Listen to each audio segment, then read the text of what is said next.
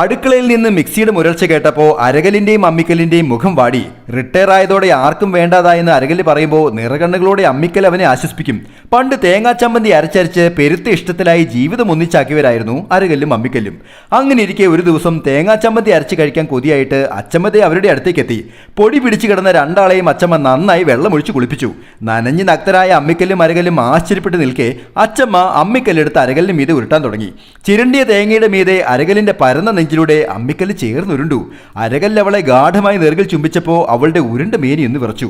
പ്രായമായെങ്കിലും പ്രണയം രണ്ടാളിലും ഉണ്ടായിരുന്നു. തേങ്ങയ്ക്കിടയിലുണ്ടായിരുന്ന മുളക് ചതഞ്ഞു പൊട്ടിയപ്പോൾ നന്നായി എരിഞ്ഞെങ്കിലും അവന്റെ മീതെ പടർന്നു കയറി അവൾ ആ നീറ്റൽ ആസ്വദിച്ചു.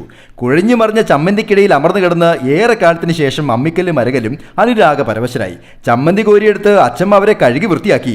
തളർന്നു വാടിയ അമ്മിക്കല്ലിനെ ചേർത്ത് കിടത്തി അരകല്ലും നന്നായി എന്ന് മയങ്ങി. ഓരോ ചമ്മന്തിയിലും നിറയെ പ്രണയമാണ്. Happy drawing, Saneesh Divakaran.